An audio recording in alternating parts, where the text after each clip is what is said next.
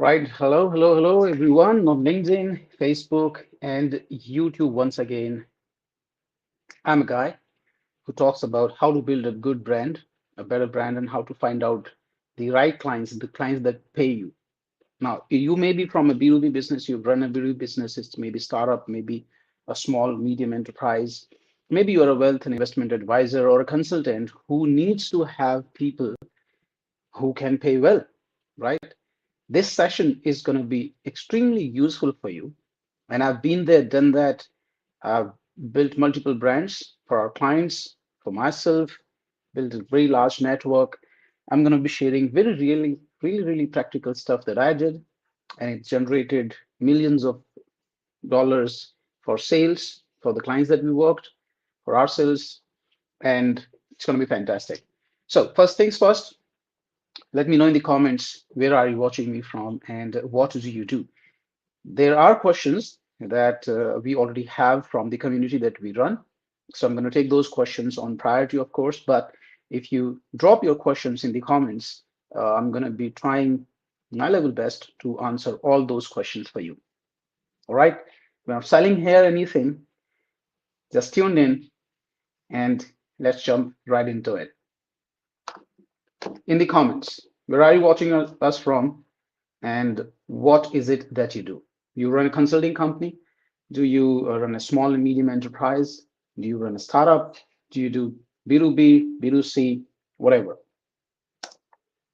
And in the meantime, we're going to wait for a couple of more guys to join. Let them give some time.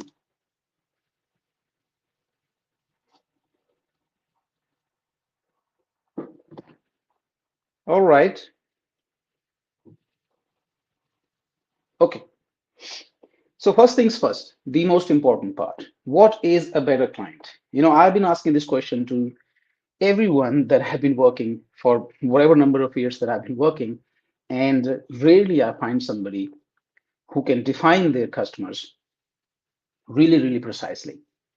So when I ask a question, generally a lot of people say, everybody is my customer, and whoever needs my products, and whoever is willing to pay, answers like that. Now that's a very lazy kind of way of answering the question. What do you need to do in order to get better clients? Where do you find them? How do you interact with them? These three questions are answered based on who you are talking to.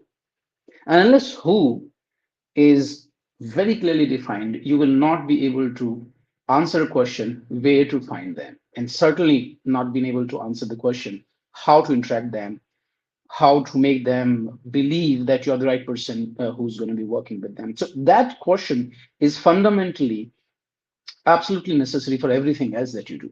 Now, I've been asked this question so many times by so many people that, which social media platforms or which internet or offline marketing channels we should be using.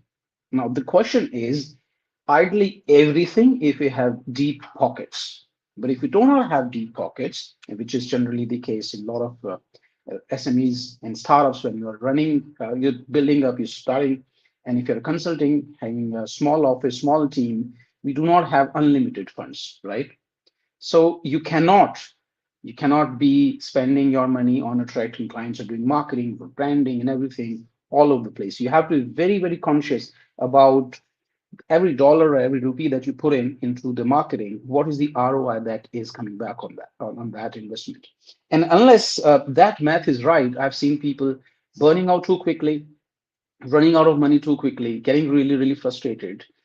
There's also the problem that this lack of clarity puts you into a whole sort of a very different problem. So what ends up happening that you pick up one platform, you run ads, and the messaging in the ads is something vague, something different. It attracts wrong kind of people. Now, when they enter your funnel, your sales team, or you talk to them, and of course, they have some interest, but they are not at the right stage of taking a decision or buying a product. So what happens is that you talk to them and you ask them, hey, you filled the form, you showed some interest, what we can do, how we can help. Or you pitch your product directly, which most of the cases people do. And then you ask them, hey, no, can you buy it, or when will you be buying it? People say, you know what, we'll think about it, we'll let you know, we'll talk to our partners, we'll do a little bit more research, and then we'll come back to you. Nobody, almost nobody says no. Now, what is happening here is that you as a salesperson or you as a business owner is getting into a loop of endless hope. And I call that hoping against the hope. And by the way, hope is not a strategy. So you hope that we have response. So many people have come back and told us that they are going to think about it, meaning they are considering, and they're going to come back to me in a week, 2 weeks time. So you have told yourself that, okay, there is a potential business coming in,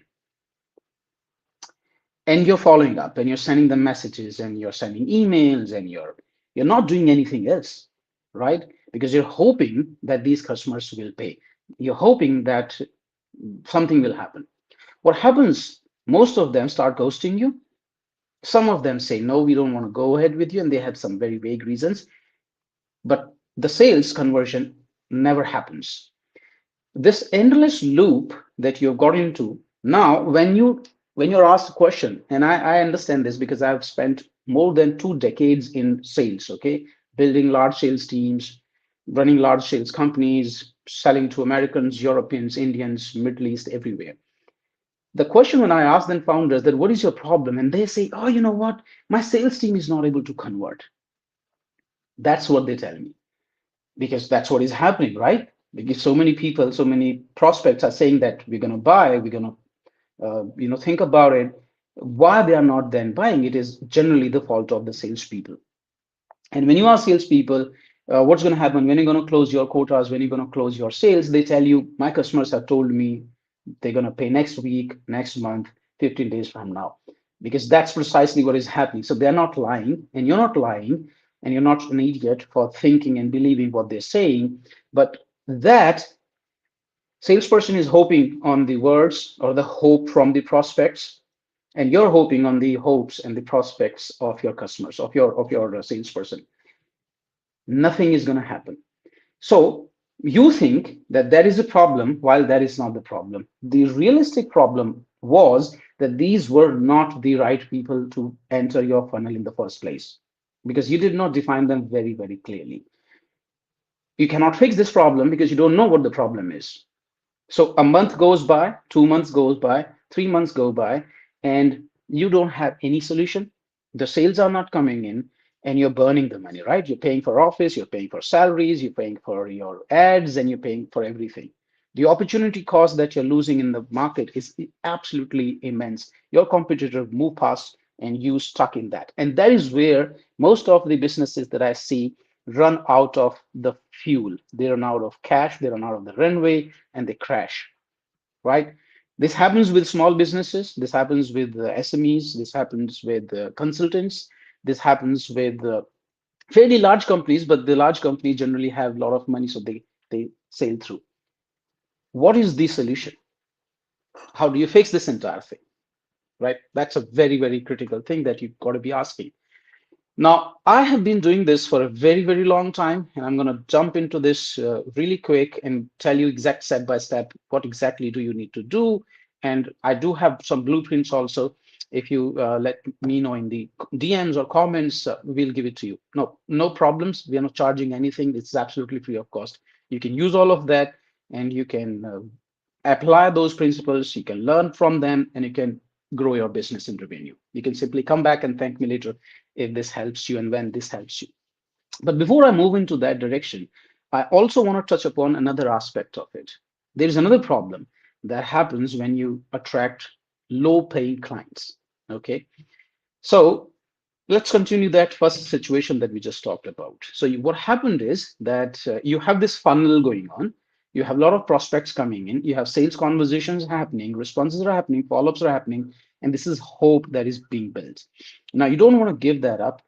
Remember, hope is a very dangerous strategy. It's like that carrot which you have in front of your eyes, and it's like, it's going to convert tomorrow. It's going to convert tomorrow, because the prospect of abandoning this entire thing and going back to a very different thing is scary, because you've invested money, time, resources and your entire energy into this whole thing.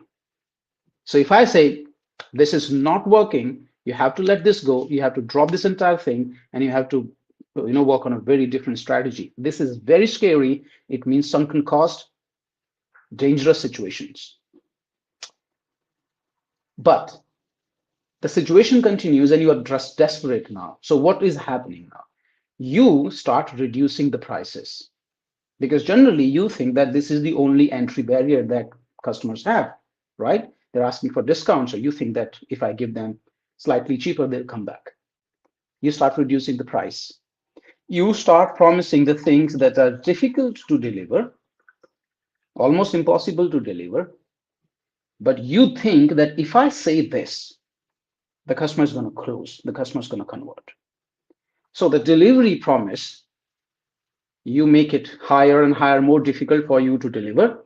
And the money that you are charging, you start giving discounts on that. Now, this becomes a dangerous proposition, and you end up closing some cases because of this proposition. Now, what is happening with this? You're bringing the clients which are paying you less. So you have less money to spend on marketing and sales and delivery and in operations and everything. You have very thin margins now.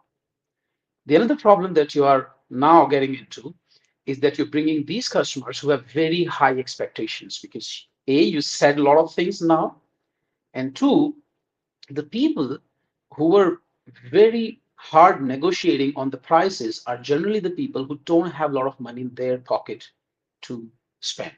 They were also running on very thin margins and they were also desperate because the higher agencies or the the large companies, they were not taking them in. So their desperation to get results from whatever you're promising is very high. They will not be able to give you the time.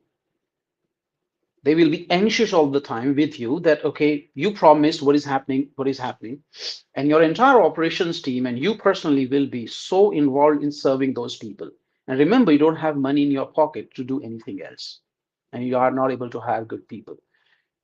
So what happens is then you are now under pressure.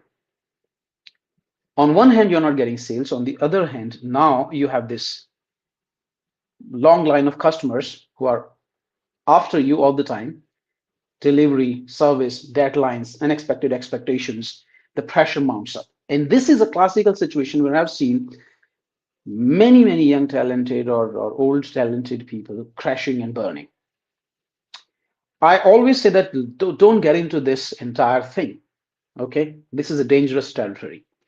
Let us say you continue this one for 6 months, 1 year, 2 year, and tell me in the comments if you've been into this kind of situation for more than 6 months or more than 18 months. Tell me in the comments and I'll tell you what exactly needs to be done.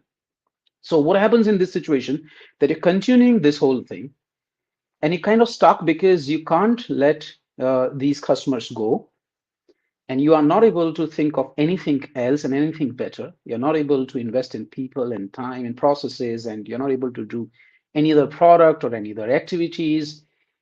And that is a classical situation, which I call the self-employment trap or whatever kind of trap, but that's where you are stuck at the moment, right? Now, these customers, even if you deliver good service to them, never they go back on social media, on the internet, and write good things about you.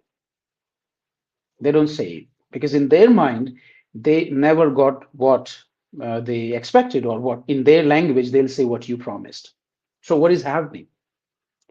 You're acquiring customers, you're not making money, you're giving 15 hours a day, and you're serving all those people, and they're never happy.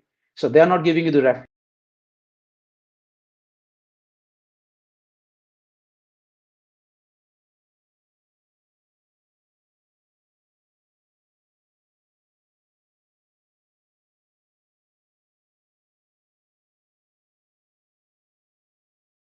parties coming in. And that is not happening. Why? Because these customers don't are not happy. They're not going out, or you're not using their service or the proof of the delivery that you have with them to turn that entire machine into a branding exercise wherein the references are coming in and people are coming in, more customers are coming in because of your brand. That is not happening. So even if you continue on that path for 6 months, 1 year, 18 months, you reach nowhere. You're still just like a beginner who've done good work, worked hard, did not make any money, does not have a brand. That's a trap. So what to do? What to do? Now, I'm going to give you something real quick now. Just tell me in the comments if this is something that you faced, you've seen, and you want to get into a world wherein you have inbound inquiries coming in, or enough good quality leads or good quality inquiries coming in, wherein you are able to accept those clients at your terms. You can charge them what you want to, and you promise what you realistically can deliver within the timeline. And you also believe that once I deliver what I've said, these people are going to be happy. They're going to go out and they're going to appreciate and bring me better customers. That situation. So tell me in the comments if this is a situation that you're in and you want to get out of that and want to find out a way which is better, repeatable, and makes sense business wise for you also. Let me check the comments and then I will go into the next part of the discussion, which is what to do. Okay. Now, just for the people who have just joined us today, like now, what we are talking about today is, oops, and this is off, right? Good. So here are the comments. How to understand which client will buy and which client will not. Okay, so there are certain questions. Let me quickly address those questions and then we'll move on to the next part of it. So somebody's asking me on LinkedIn how to understand which client will buy and which client will not. Uh, they will tell you that they're buying. Okay, if they're not giving you any logical reason for what they want to think about and why they want to think, generally it is a sign that they will not buy. Okay, but more important than that, it is you who can decide even before you talk to people, hypothetically, who are the right people that will buy. Okay, so here is a simple thing that you got to do. And this is where the what to do part begins. Okay, the first and the most important question that you should be asking, even before you decide which platform you're going to dominate, what ads you're going to run, how much money, what is the team, and everything else. Everything else comes later. The first and the most important question comes in, and this is very, very useful in the cases of B2B businesses, whether you are a small, large company, startup, or a agency or whatever. This is very important, and it is also very important for the consultants and advisors who sell services like wealth management advisory or consulting or coaching or whatever. The first question, ideal customer profile. You have to write it down. Please take a pen and paper and start writing what I'm talking about. Okay, ideal customer's profile. If it is about individuals and you want somebody who has the money in their pocket, that is the most important thing. Do not sell to people who do not have money in their pocket. It does not matter what problem you're solving. It does not matter how good you are. They simply cannot afford it yet. All right, that's the number one principle, number one law of business. If they don't have money in the pocket, unfortunately, you should not be going after them, and not at least in the beginning.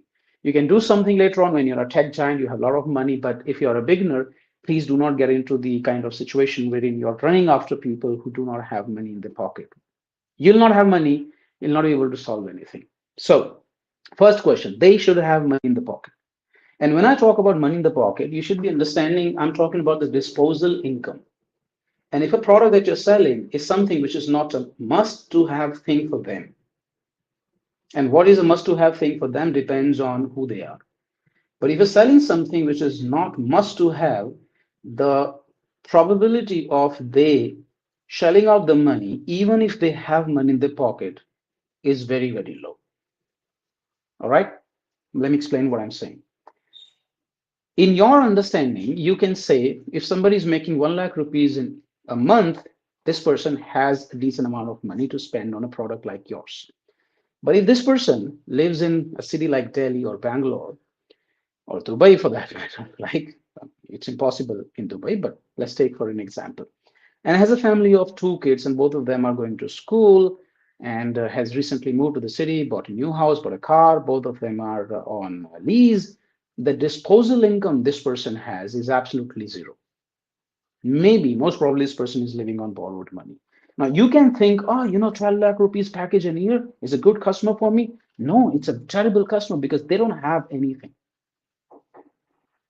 But if you're selling something which is the most important need at the moment for them, for example, something to do with their kids' education, that is the percentage of the disposal income you can take from them. That is the right kind of customer for you. You understanding what I'm saying? So that is the kind of understanding that everybody should have. On the contrary, if the same person lives in a tier two city and does not have any kids, maybe not married yet, the disposal income of the same person, even with the 1 lakh rupees monthly salary, is decent enough, right? You can sell it to them. But now the question comes in, what is the product that you're giving? I've seen young people do not spend $1,000 on a skill building program, but the same young people spend 4,000, 5,000 on having a party with their friends, going on a trip, buying, watching Netflix subscriptions, going for movies, eating out, buying a phone of 1,50,000 rupees on EMIs. Right. So you might be thinking, oh, you know what? The young people with a lot of money coming from the affluent families, they should be my customer. They should be buying my training programs. No, they cannot buy your training programs because this is not their priority. Their daddy has paid 10 lakh rupees to a good college or 20 lakh rupees to a good college, where any counselor promised them that just pay this money to us and we'll take care of the job and everything. You don't need anything. You don't need any skills. You don't need any internship or whatever. So this kid now goes into this college, money paid by the daddy, and they want to have fun and enjoy. They don't want to spend anything else on that list of the services that you're talking about. It's a kind of a very different thing that you need to understand.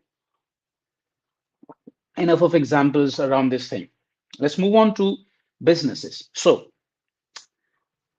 people having money in their pocket is the most important thing. Okay, that's number one. Now, how do you find out people who have money in their pockets? And what is the simplest and easiest thing to do? There is a thumb rule. If somebody is working on a CXO position, aged around, let's say, 35, and lives and then works in MNCs, generally their package, annual package, is going to be at least 30, 40, 50, 50 lakh rupees, whatever. That is about 4 lakh, 5 lakh rupee monthly salary, right? Now that's not universally true, but generally it is true. So what if you can reach out to the CXOs of MNCs in metros? Would that be a good thing for you? Super. And I'm talking about individuals at the moment. I'll talk about the B2B businesses separately, but this is a very simple rule of, thumb rule.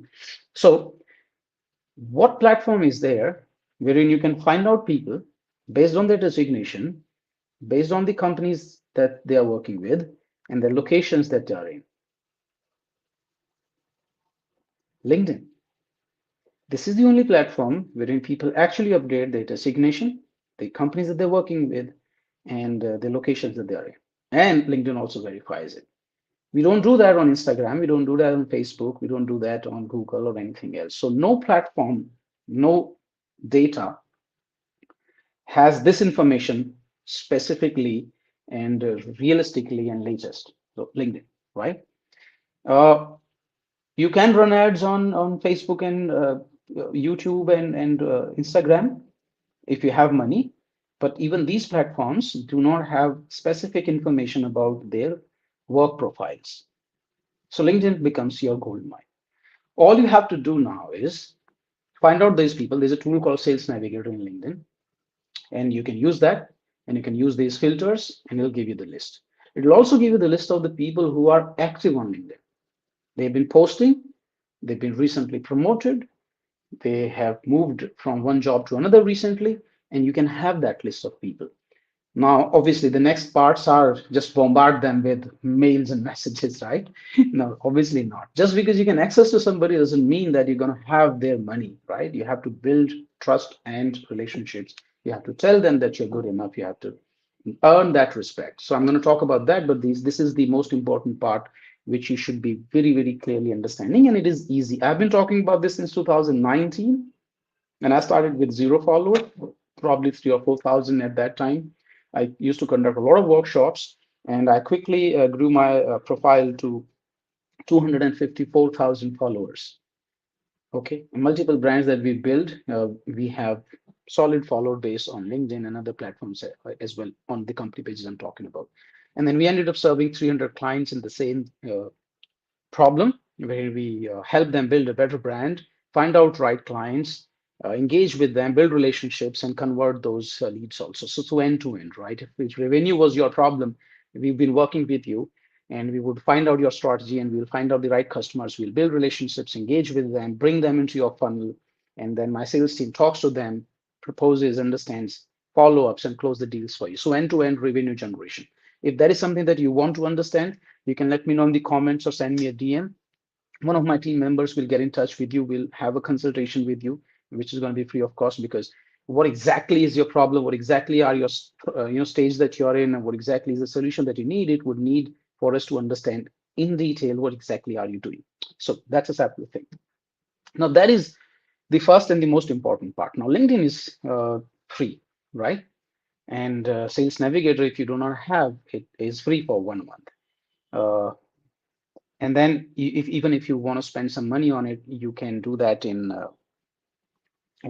somewhere around 8,000 or 7,000 rupees a month. So that is one part. Now coming to the B2B businesses. Okay, now B2B businesses can also do the same thing, right? You need to find out first, not the people, but the companies that you want to work with.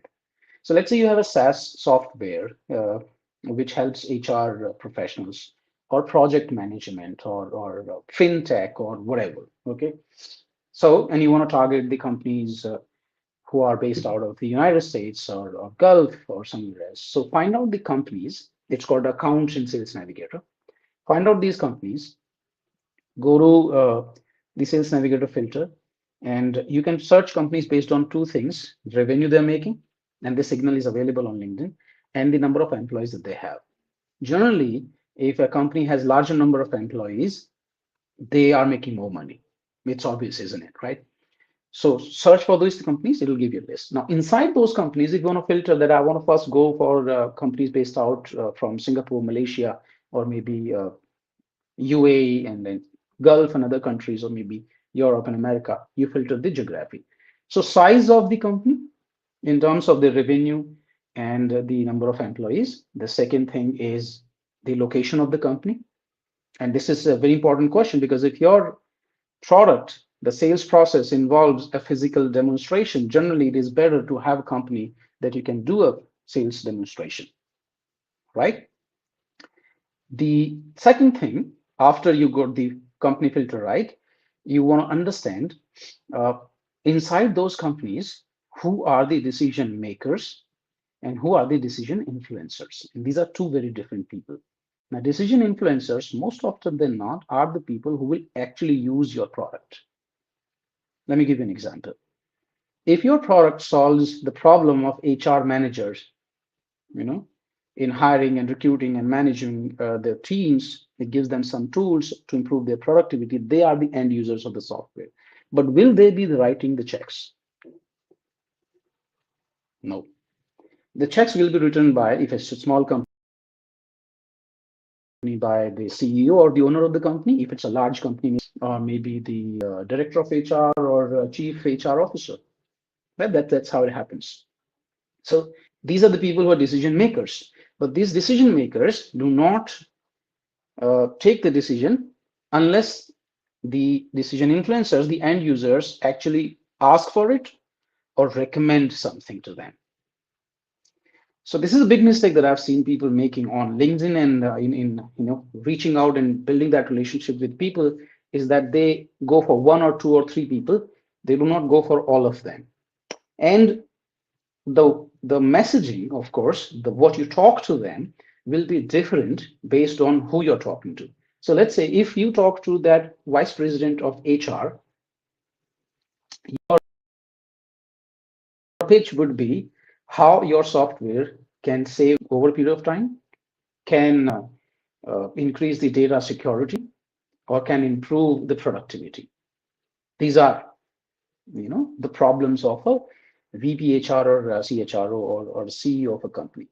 But when you're talking to the end users, it is the ease of usage, the UI UX, right? Those kind of things, which makes their job easier, faster, and more fun to do.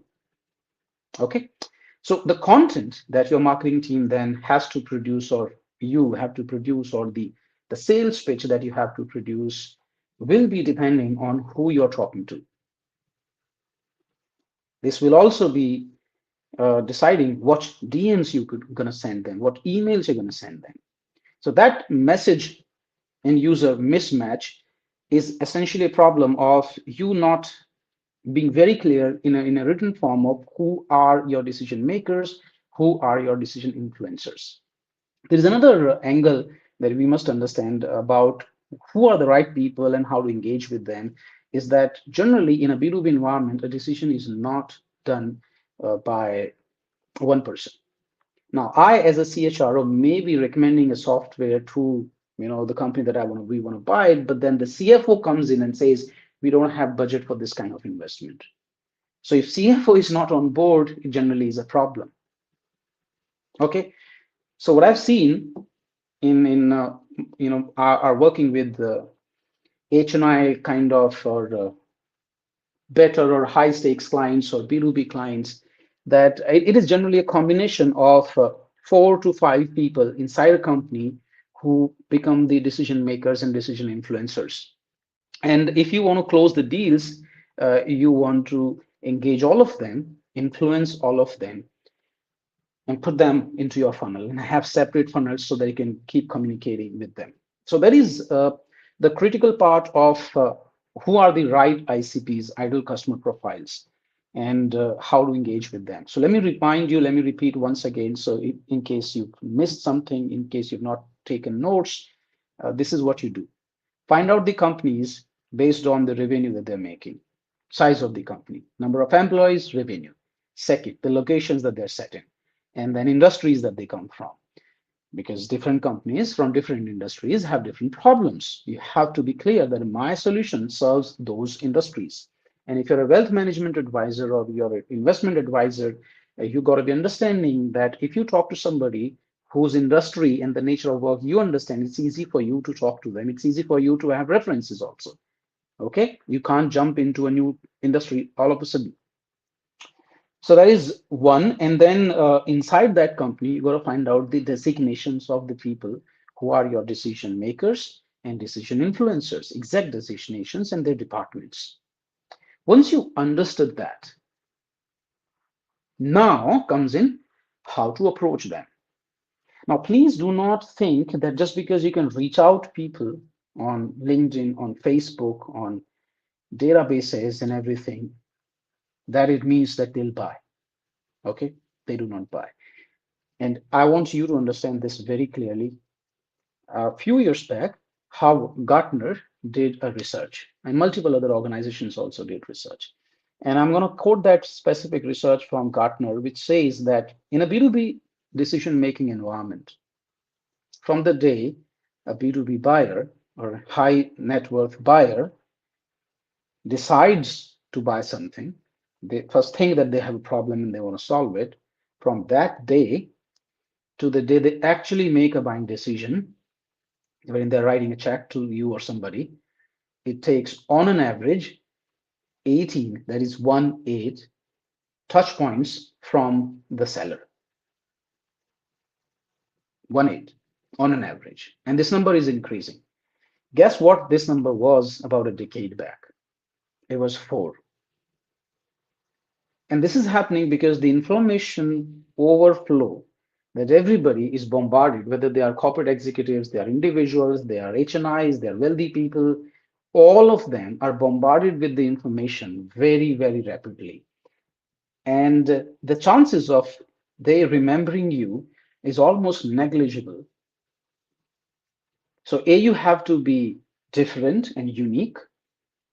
B, you have to be very specific to their problem, their life, their challenges. If you do not talk to their mind and their heart by using the words, using the examples, you're irrelevant.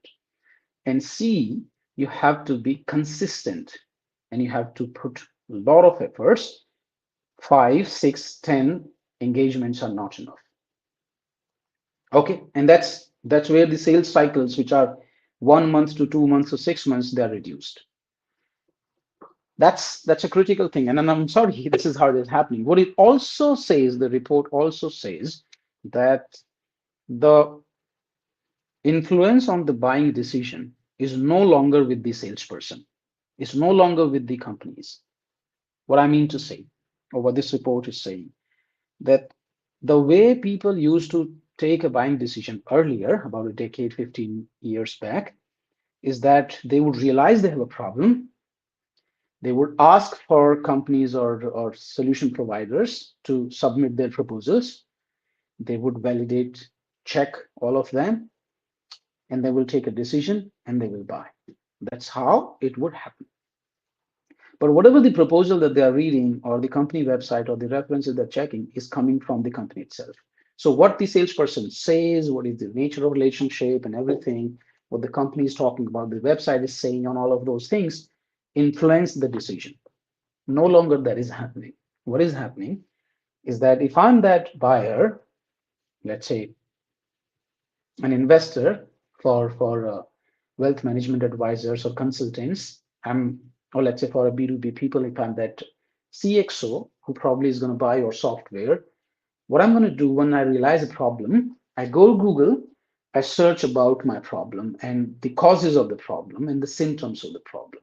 Hell, this is a basic fundamental shift in the nature which has happened. Now, let me ask you a question, and you want to answer this, you should be answering it. If you have a problem, a physical problem as an individual, let's say, you have a stomach ache or heartache or headache or whatever, constipation, etc. Uh, do you pick up the call and talk to your doctor immediately? Or you first try to ask Google, and not even Google now, maybe Gemini or GPT, I'm facing these symptoms, so what might be the causes? Answer me in the comments. Tell me. Before you go to a doctor, do you consult Google, ChatGPT, or Gemini? We do, right? That is what people are doing. So this is the same thing that is happening in a B2B buying or any buying for that matter. All HNIs, everybody first wants to gather some basic knowledge about the symptoms that they have, the problem that they have, the causes of the problem that they have. Why? Because that information that they're gathering allows them this allows them to ask intelligent and better and relevant questions to the service provider. That can be a consultant, that can be a doctor, that can be a salesperson, that can be anybody. Now, that's a fundamental shift that has happened. Nobody wants to be sold. Everybody wants to buy. And when people want to buy, they want to take decision based on their knowledge, their understanding. And that is why they want information, they want knowledge, which should be coming from third party, unbiased, non-sales people. Okay, now that is first step. Even after the buyer first now have done Google, understood, approached you, got in touch with you, asked for a proposal, you gave a pitch, you send a proposal, they say, I'm going to think about it. I'm going to let you know. I'm going to consult some people or I'll think of it and whatever, whatever. What do you think they do after they receive a proposal from you, after they receive a sales pitch from you? They go to Google, they go to ChatGPT, they go to your website or whatever, or your social media pages, and they search about you. They verify your claims. Earlier, 15 years back, this was not possible. So they, when they verify, they think and they ask about you. What internet tells them decides whether they're going to come back to you and believe what you said and buy your services, or they're going to ghost you. That tells them. So what is the internet talking about? You as a company, you as a person, you as a salesperson, is important for the leads to come into you, but it is also important for the leads to convert for you. The study that I was quoting from Gartner says that about 67% of the decision making in a B2B buying environment, the 67% of the decision making has already happened even before the buyer gets in touch with the salesperson. So you may be hiring a lot of salespeople and you're calling all of those guys even before your salesperson talks to that buyer. One third of the decision, three-fourths of the decision, 30, maybe 70% approximately, has already been made based on what the internet says, what the relationship. So I have a favorite saying in this whole thing, and it has worked for me, it has worked for the clients that we work with. I say that your ideal customer must have heard good things about you, good things about you, even before your salesperson talks to them, before you talk to them, before your sales team talks to them. They should have heard good things about you. And that's what branding in today's world. That's what I call branding. And my favorite say is just like this is what we do at Brand Samosa. In fact, we say that we do branding that sells. Okay, that's perception that people have about you, that familiarity that they have about you. That is the soft corner, that is the trust that they have with you. That helps them buy a product and that helps you sell whatever you're selling. This was not so important in earlier days, but this is extremely critical, very, very important in nowadays because this is what the world that you are living in. And it is sad, in fact, that most of the consultants that I know and see, I can open up your LinkedIn right now and I can tell you that it is not talking to me as a buyer. It's not telling me what you can do for me. Mostly it says who you are, what you have done in past, and I don't care about it. If you want to grab my attention, you tell me what you can do for me, what's in my benefit. Why should I even give you my 5 minutes, 4 minutes, 10 minutes, whatever you're asking me? How good you are, how awesome you are, that is a question I will ask if I'm interested, if I find you relevant. And that is reference or credibility. That's a very secondary question. The the job or the purpose of your LinkedIn account or your profiles is not to answer those questions. It is to only grab attention, bring that person to you so that you have an opportunity to explain them about what you can do and what you cannot do. And this is probably the most important part that you can take from this entire training today that we are conducting. If you want to pick up one thing and pack your bags and go, tell yourself that whenever they interact with me or with my brand, online, offline, me, anybody, if I cannot explain them in first 30 seconds what their life is going to be after they work with me or after they buy my service or product, then I will not have any chance to be able to get their money. You have to do that. And that's a shift in your language. I've done another video on it very, very long back. I'm going to be sharing that link if you want it. It's going to be on my YouTube channel, anyways. And you guys must watch that. Okay. It is about 30-40 minutes. And I've dissected exactly the statements that you need to use, the language that you need to use. I've taken multiple examples from live audience questions. And that is what you need to do. Okay.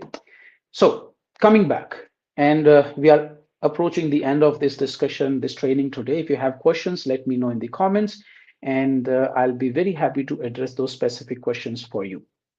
You're watching me on YouTube, on Facebook, on LinkedIn, and yeah, that's it, I think. Cool. So summary of what we've just talked about. First and the most important part, define what is a right customer for you. And a right customer or a right client for you is going to be the one who has money in the pocket, most important. And the money that they can spend, that they are willing to spend, okay, that's a very critical part. If they don't have the money in their pocket, and if they cannot spend that money, then there is no way for you to have that money, no matter what your product is, no matter how good you are. All right, that's the most important part. Now, the second question is where to find that person. Now, LinkedIn, in most of the cases, if you're going for H&I clients, you're a consultant, you're an advisor, you want to have H&I clients, to people who have their money. I think LinkedIn is the best thing for you. LinkedIn is gold mine for you, and it's free at the moment. If you are a B2B company and you want to sell something to B2B as a service or product or anything, LinkedIn is gold mine for you. Okay, so that platform. Now, to do what on that platform? First and the most important, you find out the right people that you want to impress. Do not go for everybody. Do not waste your time and energies. Do not start creating content. Don't do anything. Find out the right people that you want to engage with. And how do you do that? Use a sales tool called Sales Navigator. First month is free. After that, it's 8,000 rupees, and it's absolutely worth every penny. Then you find out the people based on the company's size of the company, the revenue, and the number of employees that they are generating, and then industries these companies are from. And inside those companies, when you think that, okay, it's a large company, they're paying their well, they have 10,000, they are based out of India, they are based out of Mumbai, or maybe Dubai or whatever, D2C or whatever you want to get in touch with, you know that a CXO, vice president above in that company, you are going after. And you can do a little GPT or Google research that, okay, this kind of company, what is the average salary package of their vice presidents, right? It's easy. Then you find out the designations in these are called account filters, the companies, and then the people is called the lead filters. So you can go there and you can find out the designations and departments of these people. Keep it vice president above, director above. Now you have the list of these people. Okay. In every company, your goal should be to find out the decision makers and decision influencers. And generally, in every company, you would have a list of 4 to 5 people who are either the decision makers or the decision influencers. Now, based on the use case that they have in their life, the problem that they have in their life, their day to day jobs, your communication strategy will be built. So, what exactly to tell them? What to tell them in their direct messages? What to tell them in the emails? What to tell them on a phone call? It depends on what is the job, what is the problem, what is the goal that they have. And you can ask them, or you can do a hypothetical research. You can write it down for yourself. You can ask GPT or Gemini that these are the people. Tell me what is their job looks like. Tell me their 3 biggest problems. Tell me their biggest challenges and what they struggle with every day. It gives you answer, right? Now, what your job is very simple is to write messages to talk about those issues and tell them how you can help them. That's a very different. So content marketing, content strategy is a very different discussion. If you want that, I can have another separate discussion on it. It's going to be, very detailed. Well, I think I should do that. Hmm. Yeah, I think I should do that. All right, I will do that. What content, how to write, how to engage. I'm going to do a separate session on that. Now, you know who are the people. After that, it's only you talking to them. How do you do that? First step, do not send them personal messages. LinkedIn has a limit. It will block you. These guys do not respond to unsolicited. It's very different. You have to understand that if you're going for somebody who is higher up in a corporate hierarchy, somebody who's coveted, wanted by everybody, these people do not respond to everybody. Okay. And you have to build that relationship. First and the easiest part, find out the comments that they made or the post that they're sharing. Like and comment, like and comment, like and comment. Do that every day for 1 hour, 2 hour. This is the most important thing that you can do. This is you promoting, this is you building relationships. And every CEO of every business, every sales head of a business, every marketing head of a business, this should be your 50% job at least. Like absolutely, absolutely. Do this first thing in the day. There's nothing else more important than you, than this to you. I don't know what everything else you do, but this is the most important because this is where you're building the relationships. You're putting yourself in front of the people who you want to attract. Okay. So you're not responding passively to anybody and everybody who's coming to you, the desperate customers. You're going after the ones that you want to go after. And this is where your focus should be. At least 50% of time and energy should be into that. Once you do that, we comment and like and share, start sending them DMs, start sending them connection messages. They can be a sequence. I have a full template for specific target audience for specific solutions that you have. We can share that with you, no problems. All right. So that is, I think, more or less what I wanted to talk about today. Our objective was how to attract better paying clients and how to build a better brand in front of them. So we've understood what a better client or a high paid client is. Why is it important for you to focus on these people rather than responding and being in a loop, which is dangerous for your business? As I explained in the beginning of this video, you can, you know, reverse it, go to the beginning and listen to the first 10-15 minutes. We've had a discussion detailed on that one. So that's what you're going to do to find out these people, engage with them, build relationships with them. And if you do that consistently in a right way, the people that you want to have would have heard your name in a right way even before they become your customer. But that is called branding.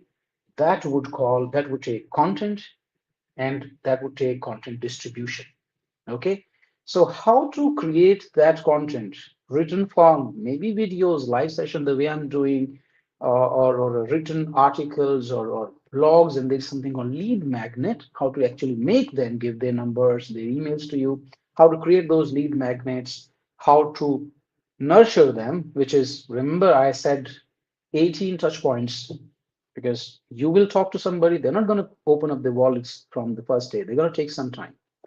So how to stay engaged with them, how to keep retargeting them using ads, content, LinkedIn, a lot of automation, in fact. I'm going to have a separate session on that. If you want to be part of it, leave a comment somewhere, join one of the communities that we run, or follow my YouTube, Instagram, Facebook, and LinkedIn. Okay, you'll have an update on it. I'm going to take a couple of questions and then we'll be off today. I know it is Monday, all of you have been working, but this is important, right? This is what makes you money, and this is where the business die or grows. So if you have any more questions, let me know in the comments. I'll be happy to address. I have one question. Somebody is asking, hello, if someone needs to work as a content marketer without any portfolio and needs clients as a freelancer, what should be the roadmap? I have explained the roadmap in the discussion today, but if you do not have any client or any portfolio at the moment, the first and the most important job that you should be having is to build a portfolio. Okay. And what has to happen is that you approach the kind of people that you want to work with. And trust me, this is what I've explained in the first 15 minutes of this video. Once this is posted, you can go back and check that. Find out the right people. If you do not find out the right people, even if you work with the wrong people, they will not give you references. They will not be part of your portfolio. They take a lot of time. They'll suck the energy out of you. And of course, they don't pay. Okay. So there's no point in working. So find out the right people. Approach them the way I just explained. It is best to approach them on LinkedIn because professionals are on LinkedIn. The companies are on LinkedIn. And this is where they do business. This is where they absolutely spend their time. Do not waste your time on Instagram or Facebook or anywhere else. I've seen a lot of freelancers who does content, video editing, and that kind of work, and they create good content and they focus so much on Instagram. Look, Instagram has a younger audience, and the attention span is very, very low, like 3 seconds. You cannot really impress somebody in 3 seconds. You can entertain them, but you cannot impress. And your job, if you want to have a business, It will come based on the impression, the ability of you to influence them in a decision making. And that is not entertaining. Okay. So do not do that. The important part is find them on LinkedIn, because in mind also people who are on LinkedIn, the same guy who is on Instagram, I have an Instagram, right? If I'm on Instagram, I'm just scrolling, seeing what is happy and fun and memes and everything. I'm not thinking business at that time. But when I'm on LinkedIn, I'm thinking business. So if I get a DM on LinkedIn, I take it seriously. I respond it seriously. But if I get the DM on Instagram or Facebook, it generally is not that important for me, and I do not respond to that easily. So please understand the psyche of your potential customer also. And after that, if you're talking to the right people, your job is to understand their problem and how you can solve those problems in the right way. And do not worry about the money. First, maybe a couple of clients, if you have to do something for free, you can simply talk to them. Look, I'm not going to charge you, or I'm just going to charge you 50% now. I deliver, you pay me the money later on. Or if you want to build a portfolio, you can simply say, hey, I'm going to do it for you free of cost, not money. But if you like it, you promise that you will refer three of your friends to me or two of your friends to me. Fair deal. If somebody talks to me this, like, I'm going to do a couple of things for you, and I'm a newbie, I'm trying to build my brand, and if you like my work, can you recommend me to two or three people? And if I can give that in writing to you, like not a sign of agreement or something, but if I can write in a message, or so that I'm more serious, so that I've made a commitment. And if you do good work for me, and if I like it, I'm morally obligated to recommend two or three of my networks to you. And because I'm an influential person myself, I have a position, I have a designation. If I recommend one of my network, they will be 70, 80% closed already. Okay, so my recommendation uh, has a lot of weight. And that is also, I say that it is always very important for all of the people to go after uh, serious clients who pay better, because the serious clients who pay better, the wealthy ones, the more influential ones, not only pay better by themselves, their network also is very influential, and they have a lot of weight in their network. Okay, they are taken seriously, so their references are better. And once you crack into that network, it becomes easier and easier. You will be keep on making more money more frequently, and life will be very, very easy for you after that. It's just that it's the beginning, and you have to be patient, you have to be very strategic and targeted. I've explained the entire strategy in this video today. It's about almost an hour now, and I hope that you got a lot of value out of it. Please. So I can completely, okay, so the same guy, this is an interesting question. Let me just say, so I can completely understand that I should build trust to do free gigs, but when if we don't have any capital for free content, it's stuff. I just got confused with the niches all the time and get fed up. No, you don't have to, create content for free. You have to work for somebody, not charging them money upfront. You're asking to be paid in a different currency. Okay, please understand that cash transfer into your bank account is not the only currency. Answer this question for me.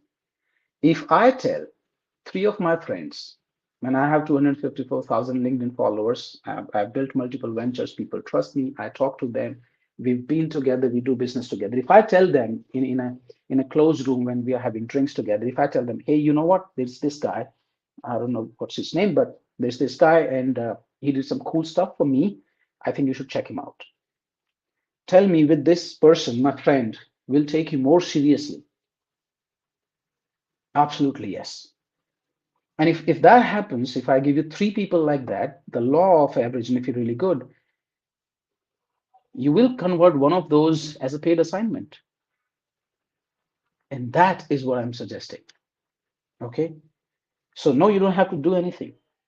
You don't have to, there's no money that you have to spend to find out people on LinkedIn, like and comment their content, send them a message. It doesn't cost money.